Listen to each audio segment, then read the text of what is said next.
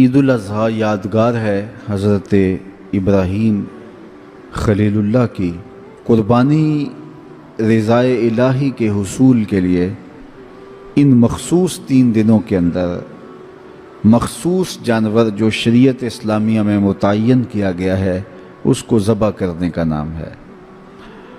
یہ بات ذہن میں رکھیں کہ عیب سے جانور پاک ہونا چاہیے۔ فقہا نے ایک سیدھا سا ضابطہ بیان کیا ہے، عیب وہ ہے جس سے منفعت یا جمال زائل ہو جائے۔ جو جانور آپ نے خریدا تو وہ ذبح کے وقت عیب دار ہو گیا، گرا، ٹانگ ٹوٹ گئی تو کوئی ایسا واقعہ پیش آ گیا، ذبح کے وقت جو عیب ہے وہ عیب شمار نہیں کیا جائے گا، تو اس کو یوں ہی ذبح کر دیا جائے گا۔ جو جانور ہے وہ فربا ہو، موٹا ہو، تازہ ہو تو وہ افضل ہے۔ 2 جانور کرنے کی بجائے 1 جانور فربا ہو تو وہ زیادہ افضل ہے۔ شریعت اسلامیہ نے صاحب نصاب پر قربانی واجب کی ہے۔ نصاب وہ ہے جو ہمارے ہاں زکوٰۃ کا نصاب ہے، یعنی 52 تولے چاندی یا 7.5 تولے سونا، یا اس کی قیمت۔ زکوٰۃ کے نصاب میں قمری سال گزرنا شرط ہے، لیکن یہ جو قربانی اور صدقہ فطر ہے اس میں سال گزرنا شرط نہیں ہوتا۔ ان عید کے 3 دنوں کے اندر ایک لمحے کے لیے بھی کوئی مالک نصاب ہو گیا تو اس کے اوپر جو ہے وہ قربانی واجب ہوگی۔ پھر قربانی ہر اس شخص پہ واجب ہے جو مالک نصاب ہے۔ بعض اوقات گھر کے اندر کئی افراد مالک نصاب ہوتے ہیں تو سب پہ واجب ہوگی۔ قربانی واجب آپ نے ادا کر لی اور اپنی طرف سے نفلی بھی دینا چاہتے ہیں تو یہ بھی آپ کو اجازت ہے۔ ہمارے آقا و مولا نے ایک قربانی اپنی طرف سے، ایک قربانی اپنی امت کی طرف سے پیش کی ہے، تو اگر امتی اپنے آقا کی جانب سے قربانی پیش کرتا ہے تو یہ اجر و ثواب کا باعث ہے۔ 3 حصے کر کے دوست احباب کے لیے، غرباء کے لیے اور اپنے لیے تقسیم کر لیں تو یہ قربانی کی روح کے مطابق ہے۔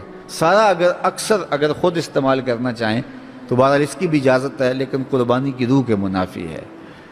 جس کو گوشت لگتا ہے اس کو کھال بھی لگتی ہے۔ جس طرح گوشت آپ خود بھی کھا سکتے ہیں تو کھال خود بھی استعمال کر سکتے ہیں، یعنی آپ کھال کا مسلح بنا کے گھر رکھ سکتے ہیں، کھال کو اپنے گھر کی کسی ضرورت میں جو ہے وہ لا سکتے ہیں، لیکن قربانی کی کھال بیچ لیں اور اس کی قیمت اپنے مصرف میں لائیں یہ نہیں کر سکتے۔ قربانی کی کھال اگر بیچ لی ہے تو اس کے پیسے صدقہ آپ کر سکتے ہیں، کسی دوست کو دے سکتے ہیں، کسی غریب کو دے سکتے ہیں۔ تو قربانی کی کھال جس کو مرضی دیں، لیکن بہتر یہ ہے کہ قربانی کی کھالیں مدارس دینیہ کو دی جائیں، چونکہ یہ مستحق بہت زیادہ ہیں۔ مدارس دینیہ کے بجٹ کا زیادہ تر انحصار قربانی کی کھالوں پہ ہوتا ہے۔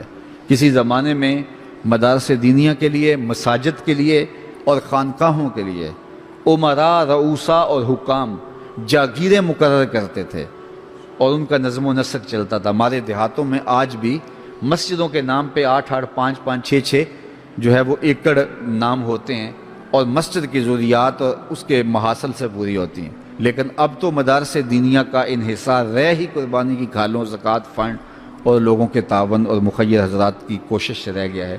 اس لیے اپنے مدارس کی طرف بہت زیادہ توجہ دینے کی ضرورت ہوتی ہے اور قربانی کی کھالیں کوشش کر کے خود مدارس دینیہ کے اندر پہنچائیں۔ اور آپ کے سامنے جامعۃ المصطفیٰ ایک ایسی درسگاہ علمی ہے کہ جس کے فیضان سے ایک زمانہ متمتع ہو رہا ہے اور یہاں سے نکل کر اطراف و اکناف عالم کے اندر جو ہیں وہ لوگ پھیل رہے ہیں اور فائدہ پہنچ رہا ہے۔ اللہ کا شکر ہے، یہاں سے جانے والے پیغام کو مسلم بھی قبول کر رہے ہیں اور غیر مسلم بھی قبول کر رہے ہیں، تو یہ اللہ کا فضل ہے، اس پر ہمیں شکر ادا کرنا چاہیے۔ اور کتنے مسلمانوں کی اصلاح ہوئی ہے اور کتنے لوگ فائدے میں گئے ہیں، تو یہ ایک اللہ تعالیٰ کا بڑا فضل ہے اور اللہ تعالیٰ کا بڑا ہی کرم ہے کہ کتنے لوگوں کو یہاں سے فائدہ ہو رہا ہے۔ اور ظاہر ہے ہم ساری زندگی تو نہیں بیٹھ رہیں گے، ایک وقت عمر کا، زندگی کا ہم نے پورا کرنا ہے، اس کے بعد ہم نے چلے جانا ہے، تو ہماری جگہ اوروں نے آنا ہے۔ تو یہ دارالعلوم اگر زیادہ سے زیادہ لوگ پیدا کرے گا تو زیادہ لوگوں کو فائدہ پہنچ سکتا ہے۔ تو اس لیے نہ صرف قربانی کی کھالیں بلکہ اس ادارے کے ساتھ آپ کا ہر طرح کا تعاون درکار ہے۔ سب سے بڑا تعاون آپ کا اس ادارے کے ساتھ محبت کا تعاون درکار ہے۔ آپ اس مرکز سے اپنی عقیدت کا رشتہ، اپنی محبت کا رشتہ جو ہے وہ وابستہ کریں. جس طرح عشق کیا جاتا ہے، پیار کیا جاتا ہے، اس مرکز سے آپ پیار کریں، اس مرکز سے آپ محبت کریں. یہ مرکز ہماری عقیدتوں کا مامن اور مسکن ہونا چاہیے، چونکہ اس سے بہت سارے لوگوں کو فائدہ ہو.